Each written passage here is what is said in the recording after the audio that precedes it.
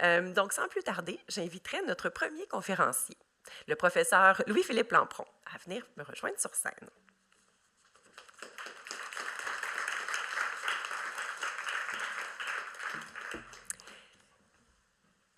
Donc, le professeur Louis-Philippe Lampron est professeur titulaire à la faculté de droit de l'Université Laval, co-directeur de l'axe 2 du Centre de recherche interdisciplinaire sur la diversité et la démocratie, le CRIDAC, et chercheur au sein de plusieurs groupes de recherche, dont le Center for Free Expression et l'Observatoire de la liberté d'expression. Ses intérêts de recherche portent en général sur la protection des droits humains au Canada et au niveau international. Au cours des dernières années, le professeur Lampron s'est particulièrement intéressé aux enjeux juridiques liés à la mise en œuvre des libertés fondamentales et du droit à l'égalité, sujet à propos desquels il est fréquemment intervenu publiquement et a publié plusieurs articles, de même que plusieurs ouvrages, dont le plus récent, La démocratie ne se défendra pas toute seule, également en toute collégialité, chronique d'une aventure syndicale universitaire et Maudite charte, 10 ans d'assaut contre la démocratie, des droits et libertés. Sa présentation d'aujourd'hui s'intitule « Faire du caquisme une parenthèse, plaidoyer pour un retour à la version 2018 de la Charte québécoise ». Je vous laisse la parole.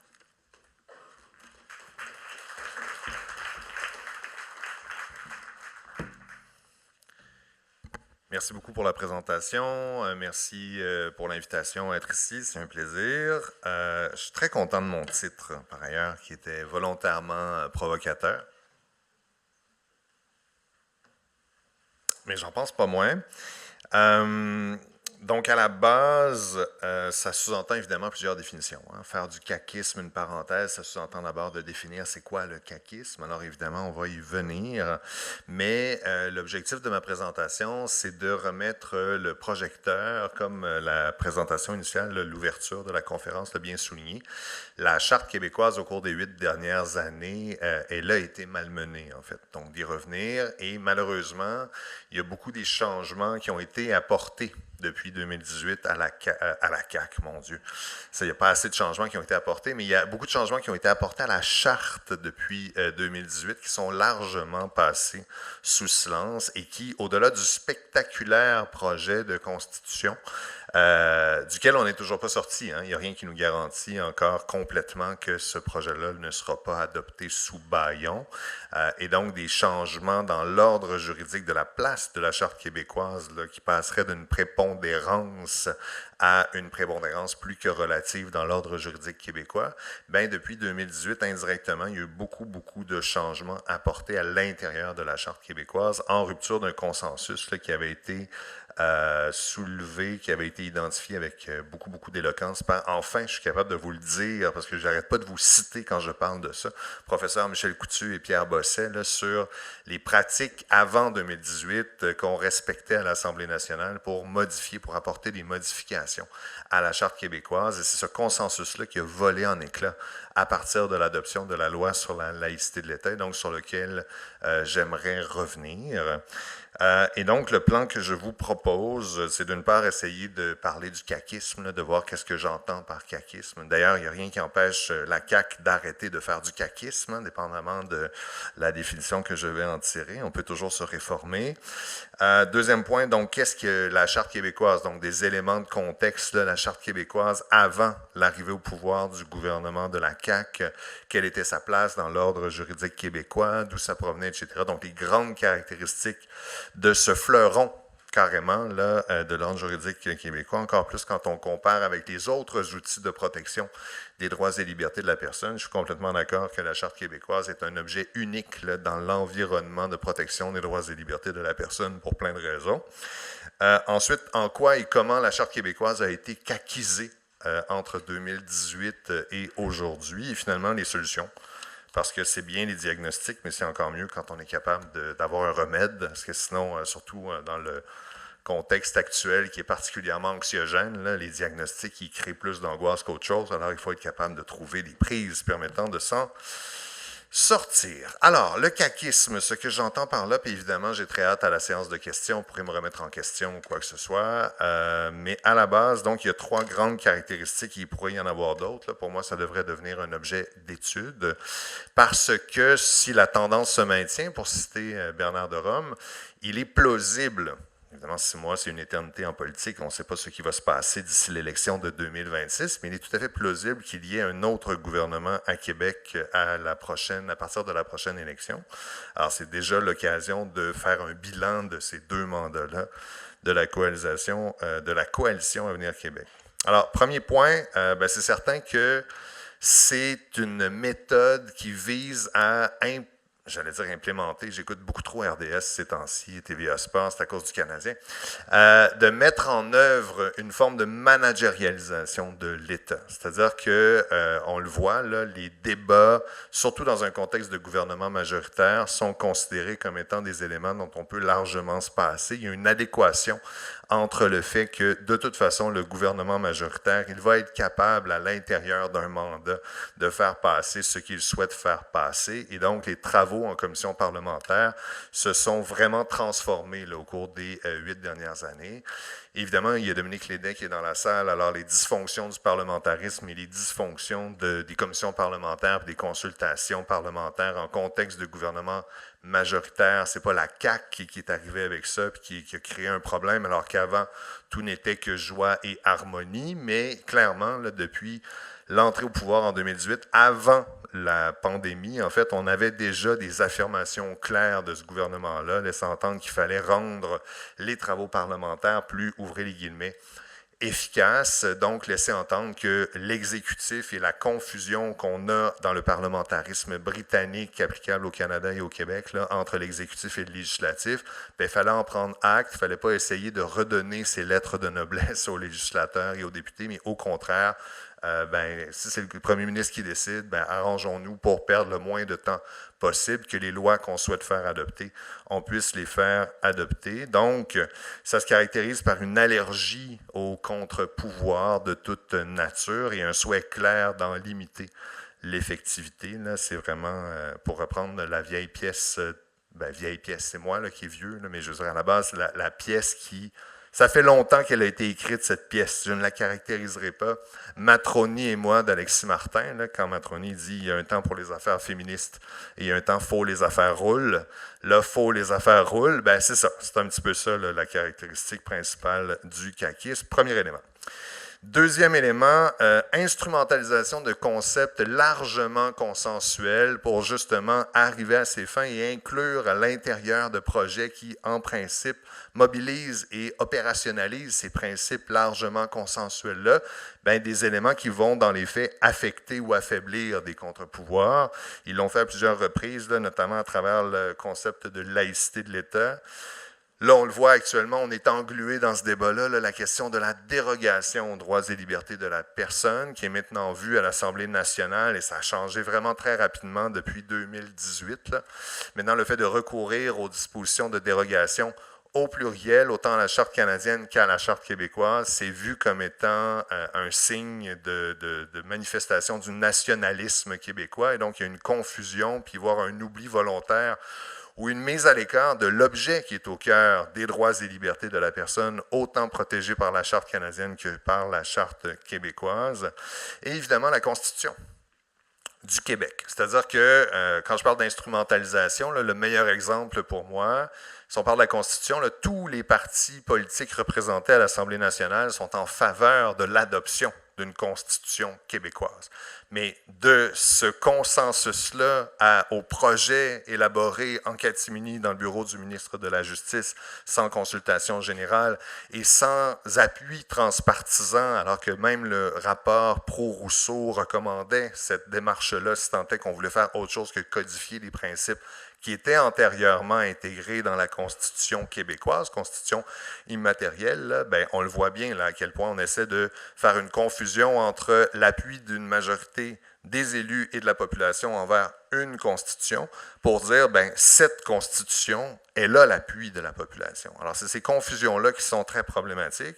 Et sur la laïcité de l'État, là, je veux dire, c'est tout aussi problématique. C'est-à-dire qu'évidemment, c'est un concept avec lequel une écrasante majorité de la population québécoise est en faveur, appuie la laïcité de l'État, mais on oublie commodément le fait que l'adoption de la loi sur la laïcité de l'État en 2019, ça n'a pas du tout établi la laïcité de l'État au Québec. La laïcité de l'État, elle était préexistante, évidemment, et l'entièreté, sauf 2 interdictions de port de signes religieux, ça c'est si j'oublie les projets de loi 94 et les projets de loi 9, ben, c'était des principes qui ont été codifiés. Autrement dit, on a mis dans cette loi-là des principes qui étaient déjà en vigueur au Québec avant l'adoption de la loi sur la laïcité de l'État, mais ce faisant, on est venu intégrer dans ce concept consensuel-là les 2 interdictions de port de signes religieux, puis maintenant de remettre en question la loi 21, c'est de remettre en question la laïcité, puis on est pris dans une espèce de débat qui est duquel il est très, très difficile de s'extraire. Alors ça aussi, c'est une caractéristique pour moi du caquisme. Et dernier élément, c'est la stratégie du moustachu. C'est-à-dire, quand on est confronté à une situation et on veut détourner l'attention, je veux dire, c'est comme dans les cartoons. Là. Oh, regardez là-bas un moustachu, puis pendant que la personne regarde le faux moustachu, bien la personne se sauve de l'autre côté de la salle.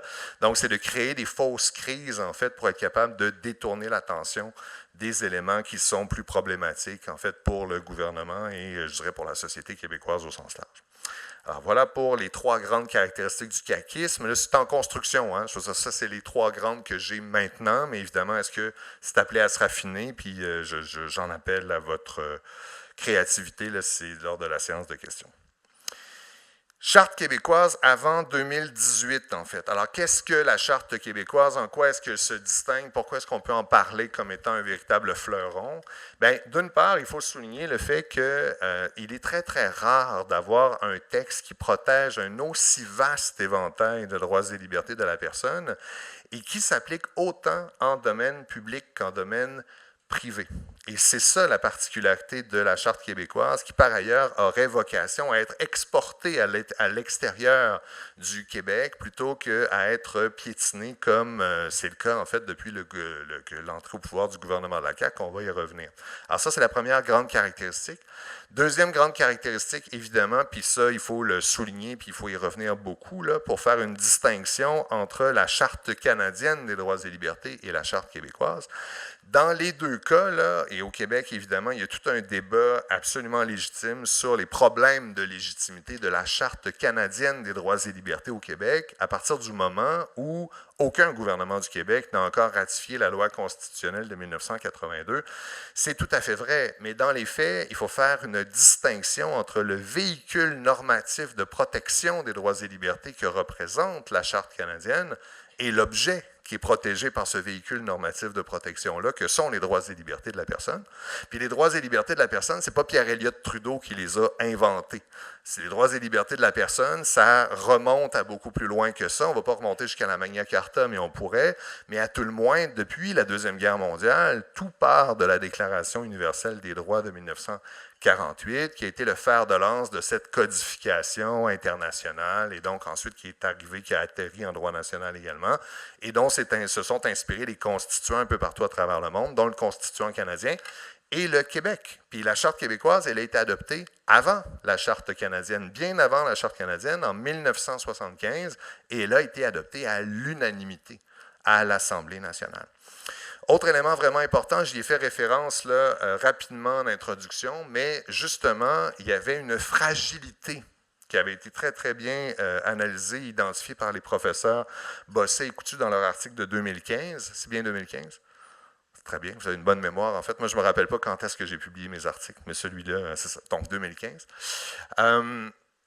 C'est-à-dire que c'est une loi quasi-constitutionnelle. Elle est supra-législative à travers l'article 52, mais elle n'est assujettie à aucune procédure renforcée de modification, ce qui faisait en sorte que le consensus, les usages qui étaient respectés jusqu'à l'entrée au pouvoir de la CAQ, selon lequel on ne modifiait pas le fond de la Charte québécoise, à moins de le faire avec le consensus ou la quasi-unanimité à l'Assemblée nationale. Puis quand et encore une fois, je m'appuie sur votre travail de recherche, donc s'il y a des erreurs, c'est votre faute.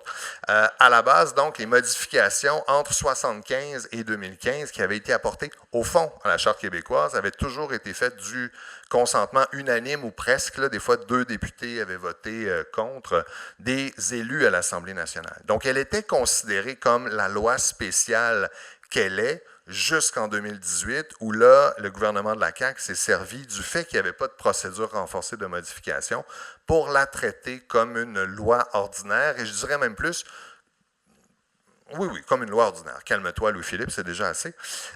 Et donc, dans ce contexte-là, on va y venir, c'est-à-dire que cette faille-là, elle a été exploitée par le gouvernement de la CAQ à partir de 2019, et c'est en 2 temps la caquisation de la Charte québécoise. Il y a eu plusieurs modifications apportées en catimini à la Charte québécoise, je vais y revenir. Puis ensuite, évidemment, là, c'est la Constitution, là, où qu'on doit peut-être prononcer Constitution, ça dépend, je ne sais plus. À force d'entendre le ministre de la Justice parler de Constitution, je ne sais pas quel est le bon terme. C'est son difficile au ministre souverain de la Justice, le terme Constitution, là, vous prêterez l'oreille. Le projet donc de Constitution, c'est vraiment, on a accéléré, c'est-à-dire que c'est la même chose. C'est tout à fait cohérent avec la manière qu'a eu la CAQ de traiter la Charte québécoise depuis son entrée au pouvoir. Mais là, on a monté le son, on a pris du speed ou quoi que ce soit, puis on est allé le cran au-dessus, parce que là, on ne fait pas simplement qu'apporter des modifications à l'intérieur de la Charte québécoise, on en diminue l'effectivité dans l'ordre juridique québécois. Donc, c'est ça l'effet net, là, si jamais la Constitution devait finir par être adoptée sous bâillon. Parce que je ne vois pas quel autre scénario permettrait l'adoption de la Constitution caquiste à ce stade-ci de la session parlementaire. Donc, on verra si la première ministre Fréchette décide d'aller jusque-là. Ce serait quand même assez sidérant du point de vue de la légitimité. Mais je n'exclus rien.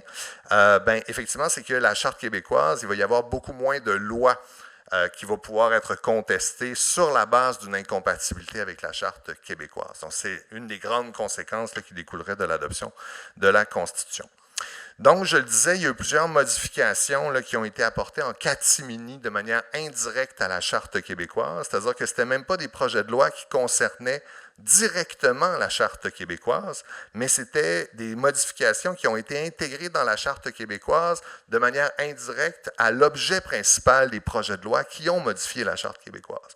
Alors, ça a commencé en 2019 avec l'adoption de la loi sur la laïcité de l'État, qui est venu rajouter notamment les 2 interdictions de port de signes religieux. Et on en a profité, puis ça a été souligné en introduction, et ça, c'est le trait commun. Je vous fais la nomenclature, puis après ça, on va y aller en détail, là, on va l'exploser.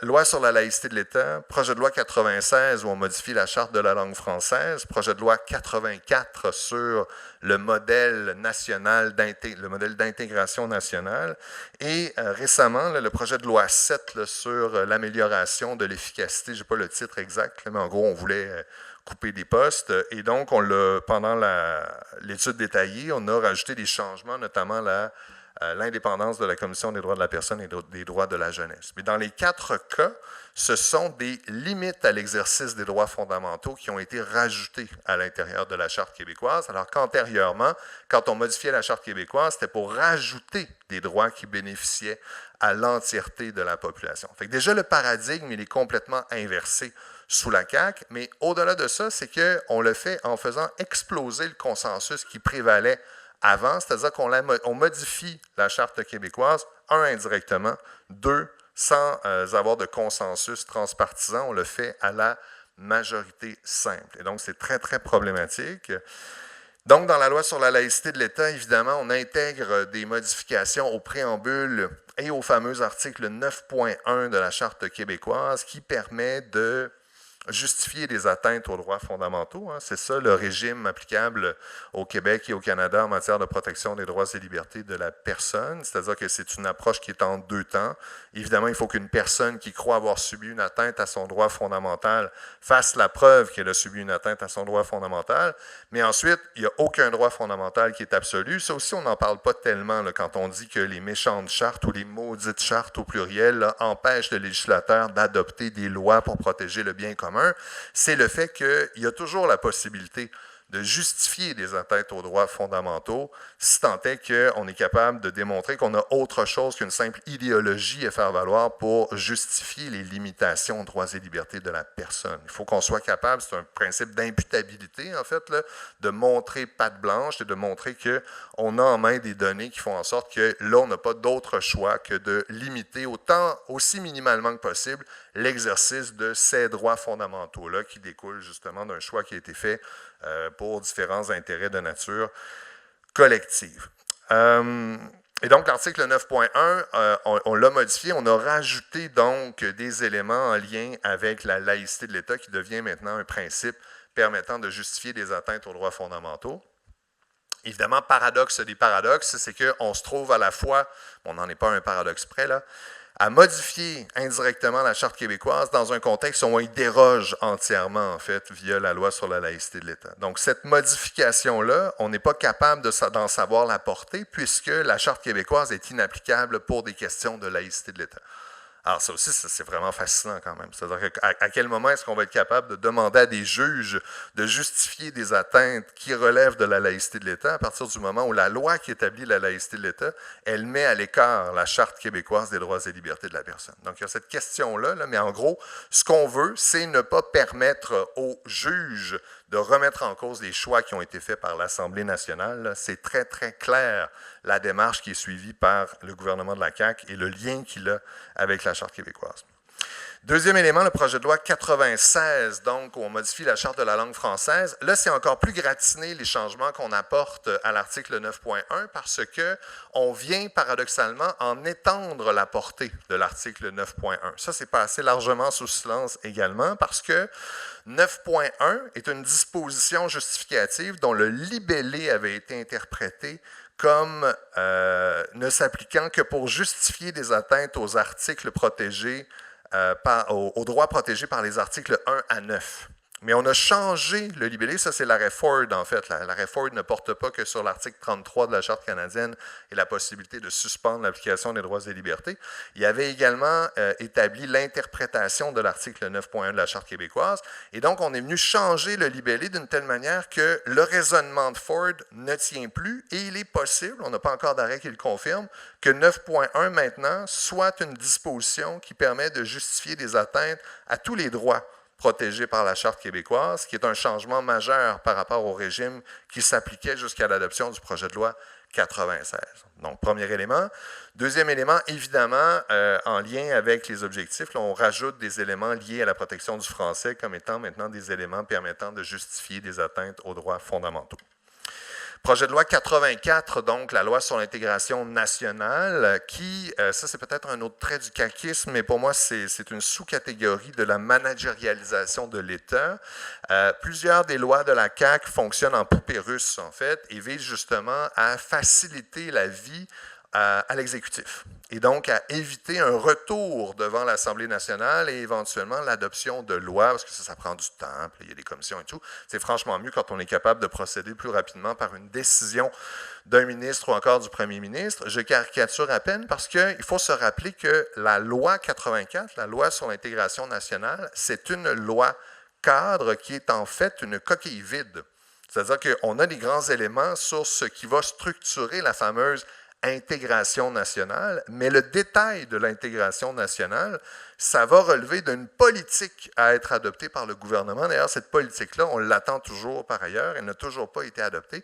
Et donc, le contenu de la loi va être rempli par des politiques adoptées par les exécutifs gouvernementaux. Ça, c'est quand même sur un élément aussi important que ça, c'est quand même assez sidérant. Et ce faisant, il faut aussi souligner que ce n'est pas la seule fois où la CAQ a procédé de la sorte.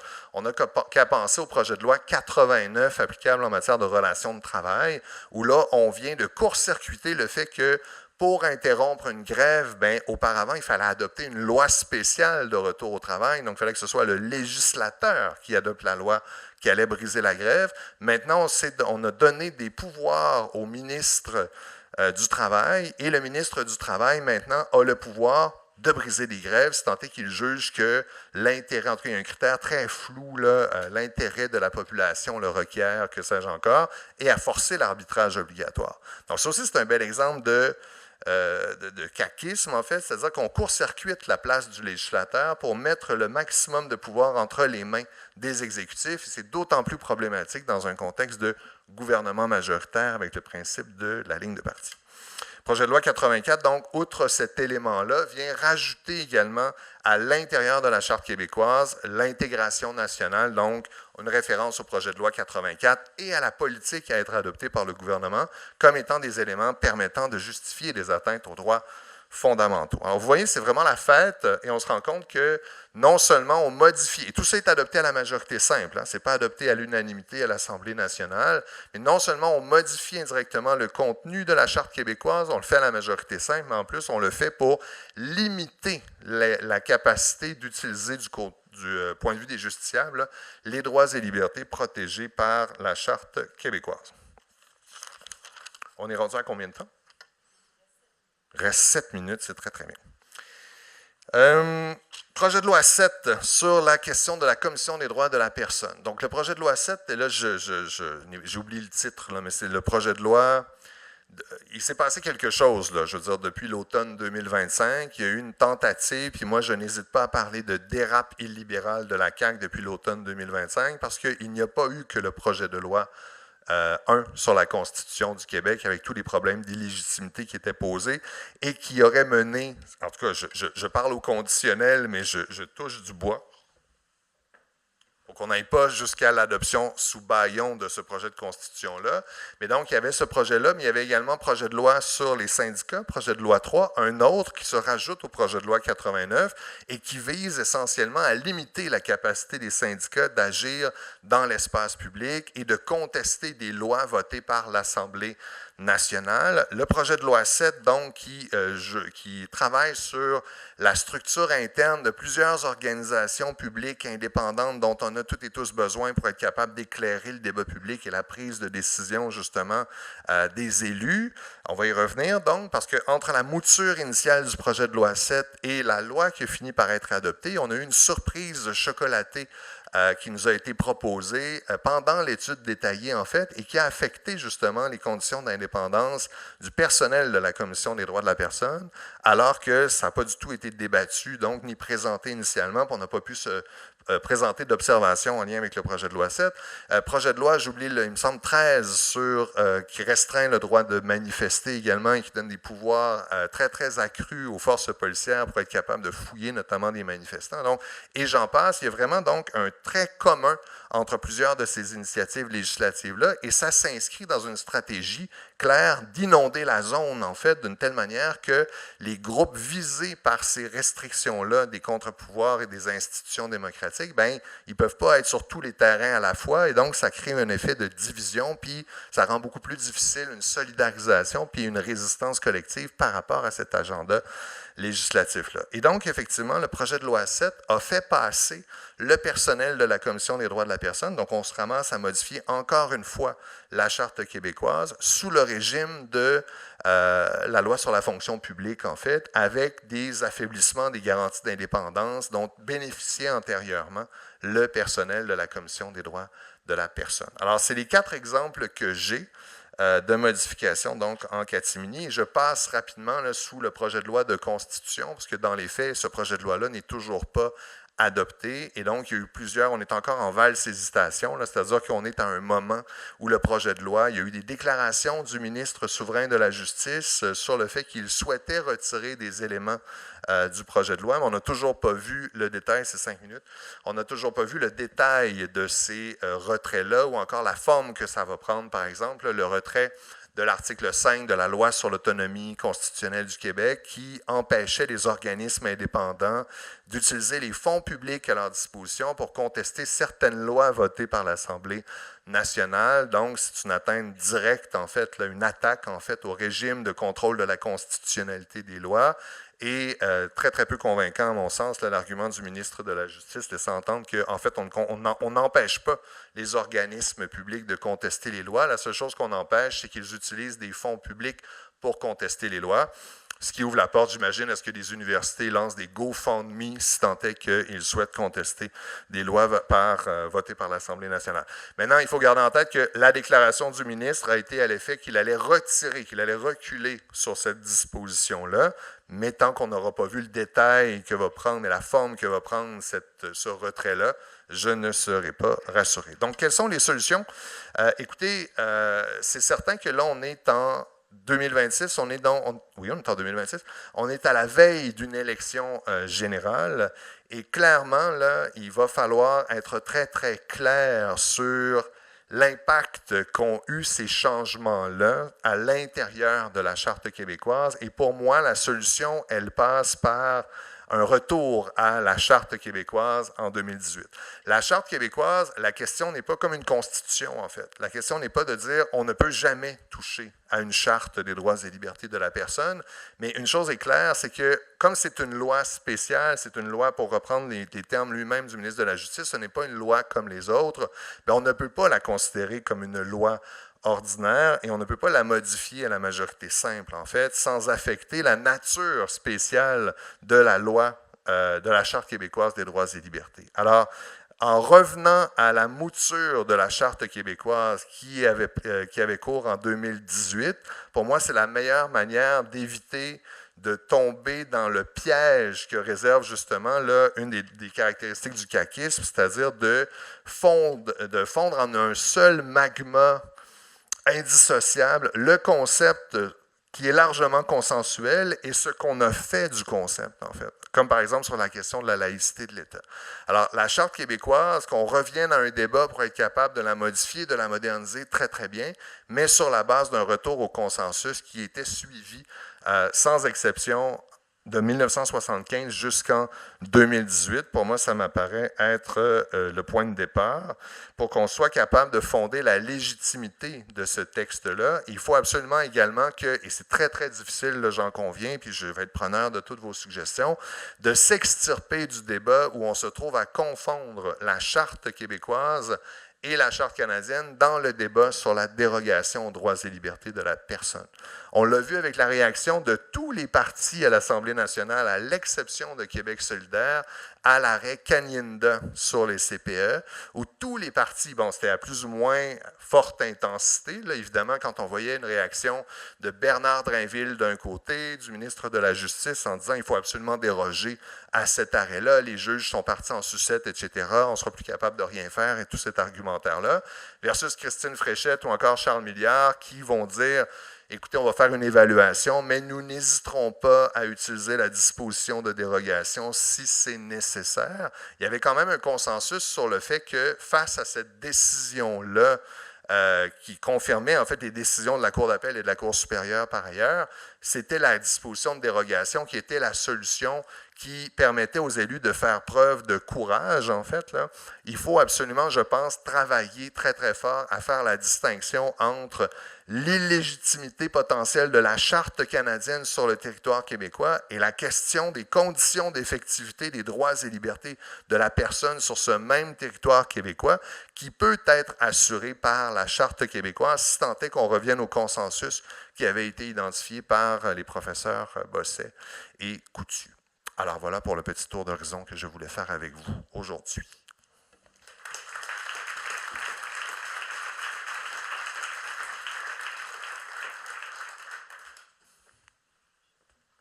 Où vais-je? OK, ici. Oui. Je reste là.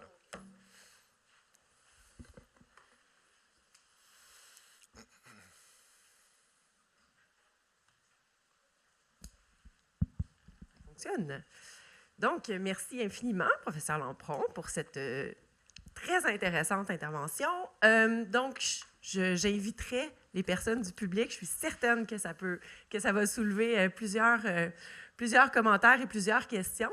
J'inviterai les personnes du public à peut-être venir au micro pour poser vos questions. Aucune? Ah oui, voilà. Non, mais vous pouvez aussi vous mettre en ligne là, pour après ça poser vos questions. Bonjour, Maître Lampron. Bonjour, M. Beau chandail. Peut-être d'abord sur la Constitution, là, on me pose des fois la question de la commission parlementaire qui va on imagine recommencer à siéger, peut-être pour assurer un peu les gens. Là, il n'y a pas beaucoup d'espace qui reste jusqu'à la fin de la législature, là, à la mi-juin. Pour l'adopter, c'est théoriquement possible si tout le monde est bien content puis on va très, très vite. Ça donne que Haroun Boisy siège dans la commission. Il a beaucoup de questions, beaucoup d'amendements. Il est très motivé à poser ces questions-là à notre cher ministre souverain de la Justice. J'aime beaucoup l'expression. Félicitations. Ma question, plutôt différente de ce qu'on vient d'aborder. On a déjà eu des échanges sur la question de l'autonomisation de la Charte québécoise par rapport à la Charte canadienne. Puis je me demandais, au regard de la parenthèse de 8 heures de caquisme, est-ce encore possible, elle a tellement été modifiée, le droit a évolué, est-ce encore possible de faire une autonomisation de la Charte québécoise de la Charte canadienne? Merci. Bien, c'est tout à fait possible de le faire. Mais maintenant, la question, je ne sais pas si c'est le sens de la question, est-ce que c'est souhaitable? Ça, c'est une autre question. C'est certain que, puis encore une fois là-dessus, c'est sûr que moi, ma pensée, elle a évolué.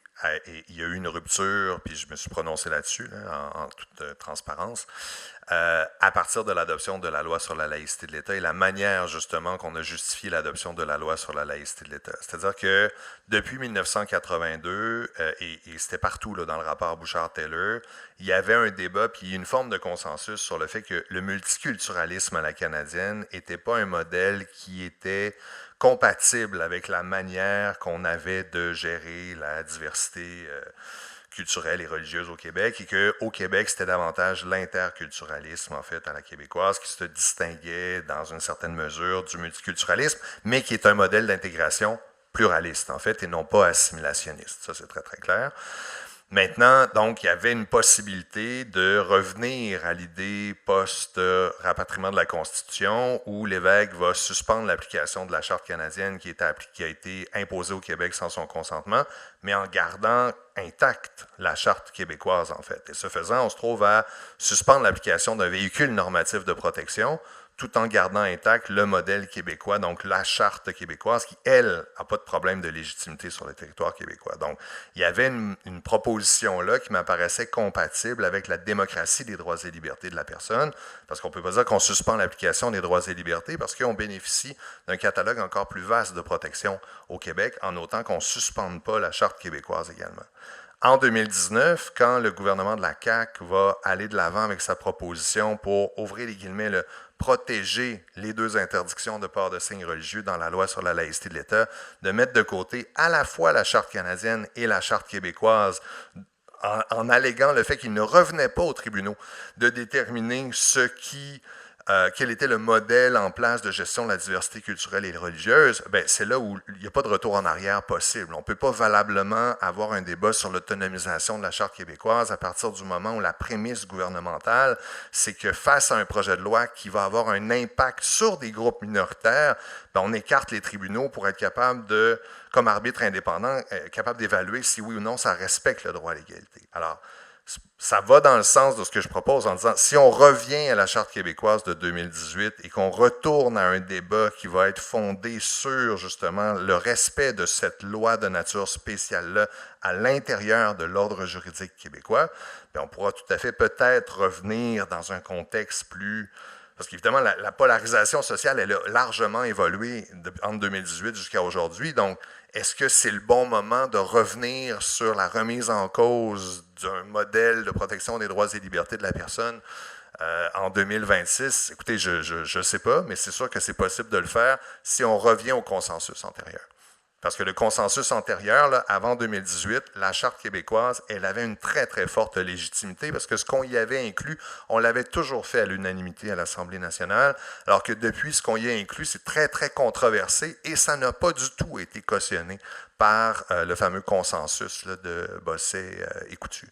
Sur la Constitution du Québec, je suis complètement d'accord que si tant est qu'il n'y a pas de bâillon, cette loi-là n'est pas adoptée. Ce qui reste, en fait, pour moi, sur la table, c'est est-ce que le gouvernement de la CAQ va oser utiliser le bâillon pour faire passer ce projet de loi-là ou pas, avec les conséquences qui en découleraient.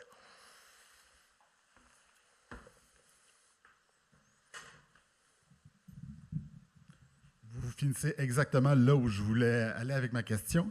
Dans le cas d'une loi qu'on a longtemps dit quasi constitutionnelle et potentiellement d'une constitution, une adoption, le pire cas, sous le bâillon, mais même dans des cas à majorité simple, tout ça, Est-ce que ça ouvrirait pas la porte? Je sais que ça a été un peu plaidé à propos de la loi sur la laïcité en Cour suprême, mais ça ouvrait pas la porte à une contestation sur les principes fondamentaux de la Constitution en disant on est en train, pas à propos d'une loi qu'on dit ordinaire, mais clairement spéciale élevée, de brimer le parlementarisme et l'État de droit, entre autres en transférant des pouvoirs peut-être hors des lois. Donc, vous voyez où je veux aller avec ça. Tout à fait.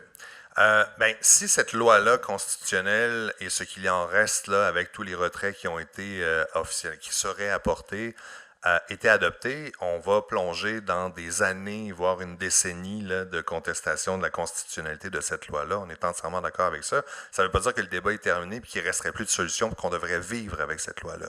Mais je veux juste qu'on rappelle que, notamment sur la question de la remise en question de la laïcité de la loi de 2019, là, il y a une forme de consensus étrange qui a l'air de s'être installé en disant que maintenant, c'est le nouvel acquis.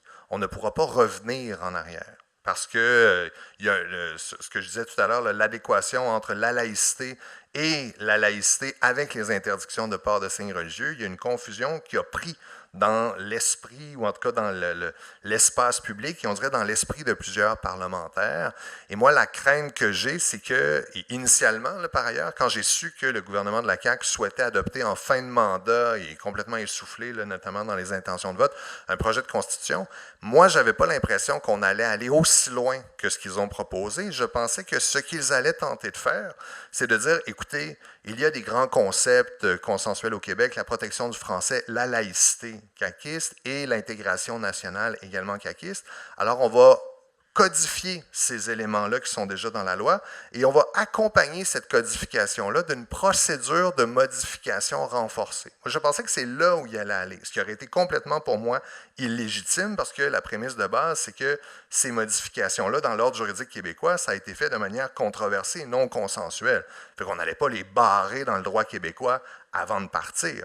Mais finalement, ils sont allés beaucoup plus loin que ça. Alors, moi, ce qui me fait un peu peur avec l'adoption éventuelle, peut-être sous bâillon d'une loi comme celle-là, c'est ce qui va se passer après l'élection de 2026. Parce que les contre-pouvoirs, là, quand on est dans l'opposition, on peut bien critiquer le fait qu'on affaiblit les contre-pouvoirs, mais parfois, l'histoire a démontré que quand on prend le pouvoir, là, l'affaiblissement des contre-pouvoirs, notamment syndicaux, oui, c'est vrai que c'est dommage, mais on va peut-être, c'est pas prioritaire en fait que de revenir en Afrique. On vous entend vraiment très bien, mais on va vous revenir, puis finalement, l'affaiblissement, il demeure tel quel. C'est difficile de remettre la pâte à dents dans le tube.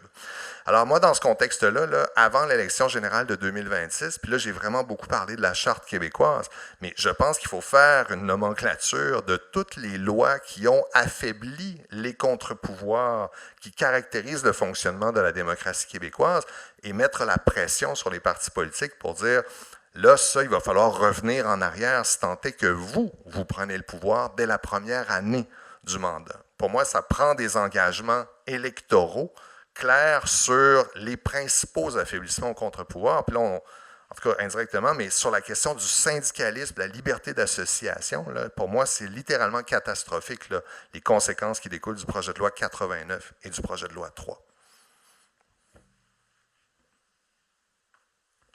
Est-ce qu'il y a peut-être une dernière question? Oui, allez-y. Oui, je voulais en fait, merci de la présentation très très intéressante. Je voulais en fait revenir sur un terme que vous avez utilisé, le managérialisation. Mm-hmm. Et en écoutant ce que vous avez donné comme exemple de ce que vous considérez la managérialisation. Moi, dans mon esprit, je trouve que, en fait, c'est un peu doux comme terme pour ce qui se passe. C'est très doux, même. J'associe, moi, la managérialisation, ça me rappelle les années 90, cette idée de gérer comme une entreprise le gouvernement, mais qui vient avec concrètement une bureaucratisation parce qu'on veut faire des suivis, on veut gérer, on rajoute des couches pour bien gérer qu'est-ce qui se passe à chaque étape. Et je trouve que ce n'est pas exactement ce qui se passe dans les exemples que vous donnez. Je trouve que ce que vous avez donné comme exemple, c'est plus une tentative de prendre le contrôle, de centraliser le contrôle auprès de l'exécutif. Et je trouve que c'est plus une autocratisation. On va plus vers une vision autocratique, autoritaire même, où on centralise le pouvoir dans les mains des exécutifs. On met de côté tous les autres contre-pouvoirs. Donc, je voulais juste vous lancer ça pour avoir votre réaction. Bien, vous avez 100% raison. C'est-à-dire que la managérialisation, c'est la manière douce de décrire le phénomène que vous décrivez. C'est-à-dire que moi, un chef d'État qui se considère comme un chef d'entreprise, comme on a eu l'impression là, que c'est un peu la caricature, là, on disait qu'il y avait beaucoup d'air transat dans la manière que François Legault a géré le Québec, essentiellement. C'est complètement antinomique avec le rôle de chef d'État, essentiellement, parce que tu n'es pas un boss quand tu es premier ministre, essentiellement, tu es le représentant de la population. Alors, la dynamique est complètement différente. Maintenant, dans mon livre, le récent, là, La démocratie ne se défendra pas toute seule, l'enjeu, c'est que, puis la prémisse de mon livre, c'est de dire, là, on regarde ce qui se passe au sud de la frontière, où là, c'est une vraie tentative de coup d'État dans une société qui est beaucoup plus polarisée, avec des contre-pouvoirs beaucoup plus affaiblis, etc. Au Québec, on a encore la chance d'être dans une situation plus enviable. Quand on se compare, on se console.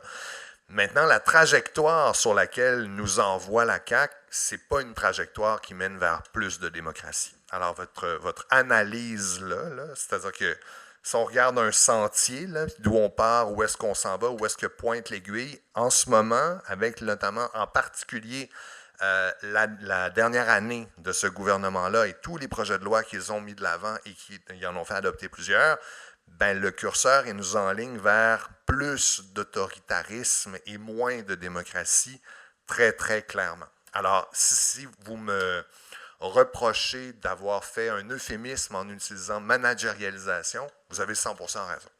Donc, dans les caractères, parce que moi, l'autre élément que j'essaie de faire avec le contexte sociopolitique actuel, puis c'est sûr que, puis on l'a vu en regardant la réaction du ministre de la Justice quand le barreau du Québec a fait sa sortie, que je salue par ailleurs, en disant, écoutez, il y a une menace pour l'État de droit.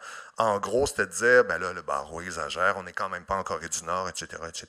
Alors, dans ce contexte-là, où il y a vraiment une propension à l'attaque ad hominem, je ne veux pas dire qu'il faut nécessairement utiliser des euphémismes, mais dans les faits, il faut faire attention parce que c'est très facile après ça de dire qu'on exagère, on est alarmiste, etc., etc., alors que dans les faits, dans certaines circonstances, d'utiliser des termes moins